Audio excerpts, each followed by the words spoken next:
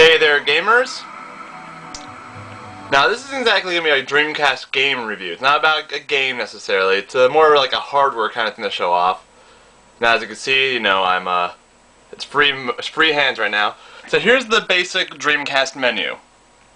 So now you got play, you got VMU, your memory card, system, your settings, your music, Dreamcast logo, the date, and the time. And the time is roughly correct. Anyway, let's look at the controller over here. So let me move the cursor over. So then it's all bouncing. Let's move it back. So anyway, you look at it. It looks a little. I'm not sure how well it comes off on this, but it's a little blurry to say the least. Now, I'm running off of S-Video, which is, the Dreamcast can do a normal composite, like any usual system can. Pretty much, pretty much what any normal system can. Then you got S-Video. The Genesis could output S-Video, but unless you modify it, you can't. There's no cable for it. The SNES had a cable, I believe, that did use it. Yeah, S-Video was always kind of like, it's better than composite, but not everyone had it, and it was really like, if you could use it, it's recommended to use it. It gives you the better video quality over the usual, RCA, the yellow for video, and then the white and red. The S-Video usually gives you better. The Dreamcast, though, it never had component cables, where you split up the color into red, green, and blue.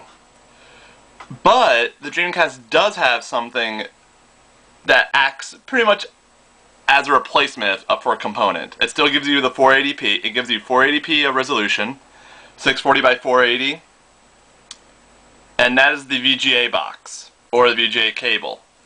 Now, mine's kind of hidden behind the Dreamcast, so I can't really show it off right now.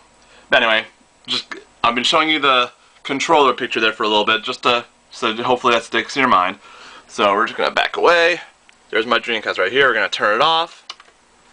I don't think you can really see it, and it's a little too dark, but I'm going to reach back. My VGA box is here. I'm going to switch over to VGA mode.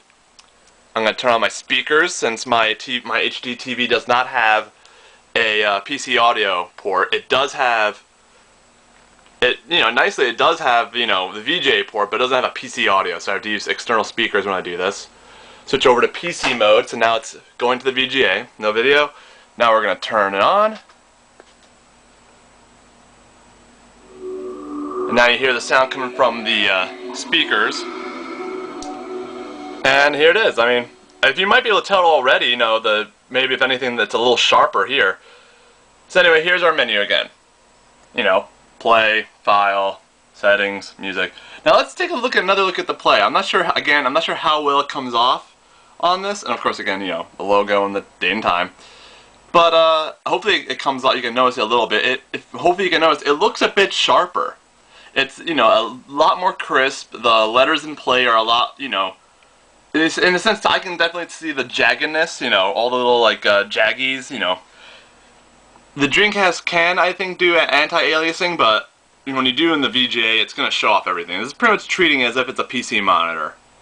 I think through the VGA, though, you can get stuff like widescreen. I've read a couple games do support widescreen, like Rayman 2.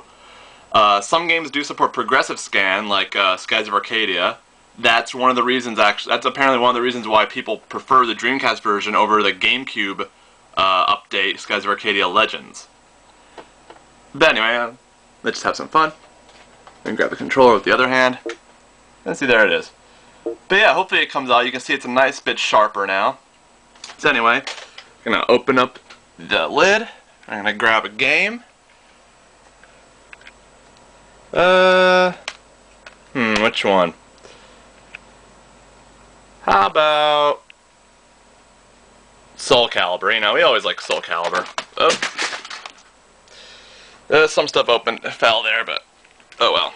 Anyway, let's turn it off again. Switch back to S-Video so we can show it off really fast.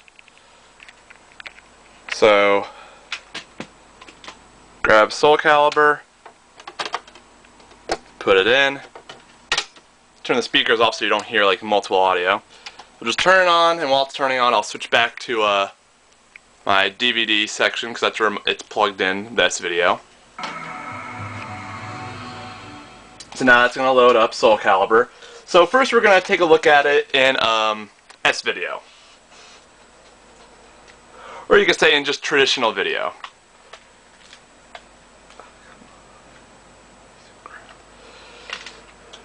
Okay, so I pretty much unlocked every single thing in this game, so that's really cool.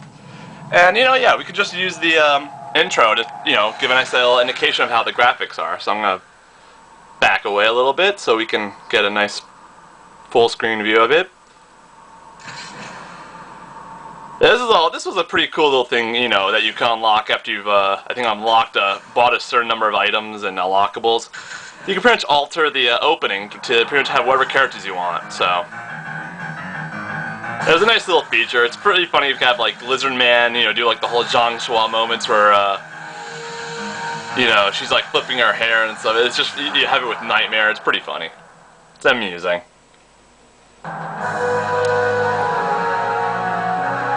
Here we go, now we get to see some characters moving.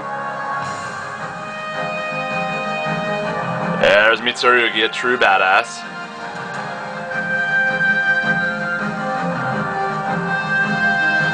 Yeah, Soul Calibur really did not become really known. Anyway, let's skip it for now, actually. Anyway, Soul Calibur didn't really become known until... Oh, it's actually on the wrong memory card. We'll fix that when I get there. So, just go into arcade. Choose Kilik. I'll switch my memory cards out so we can do a little better when we do the S-Video on the VGA. So anyway, even today, even on S-Video, this game still looks really nice to this day. Nice 360 degree 3D movement. Of course, I'm with one hand, so I can't attack Maxi or anything. Just moving around so you can get like a nice idea of what the stage looks like. Okay, let's try to get a nice little image of what that looks like. So we'll get a little closer. There's Kilik. There's Maxi. Okay, so I'm just gonna pause really fast. Turn that off. Now, again, reach behind, switch to VGA. While I'm at it, let me put in my the memory card that actually has the data. Because Soul Calibur, you cannot actually... It's one of those few games on the Dreamcast that you cannot transfer your data around. It has a nice red box around it when you do so. So now we're going to turn it on, turn speakers back on. You heard the beep, that's a original model VMU. The batteries on that, were very likely to burn. It burned through batteries like crazy. And you can pretty much tell when it's dead, it does that long beep. White ones are very prone to doing that. So now, that suits. So now here, maybe if you come, I can tell already, just from me, that it's a lot crisper. I'm not sure how much comes off on the camera. So, let's not waste too much time. So I'll just push start. And what I wanted to do was, where was it? Try to remember how I get to that. Yeah, it was in museum. You had to go to museum. Battle theater. There you go. Now we can just put the computer at battle. So again, we'll just choose Kilik. We'll choose Maxi. And which stage was it? Trying to find the same. There we go. Harbor of Souls. So now we got again same character. Maxi's looks a little different, but it's the same stage, same characters. And now you look at it. The one thing what the S-Video had is maybe it looked a little fuzzier because of the, let me lower the sound a little bit. One thing is that maybe the S-Video still had a little bit of fuzziness because, that's just, it's just better than a composite, but it still has that fuzziness to it. Now with the S-Video, now with VGA, there's no fuzziness whatsoever. Like, let's get close to Kilik. Try to keep the camera on him. You might be able to see, like, even more detail on him in general. Then we'll move over to Maxi. Again, I'm not sure how well this comes up on the camera, but I can just see it right now. The fuzziness is gone. It looks really nice. This is probably how the Xbox Live Arcade version looks, when you're running on, like, HD, 720 and 1080p.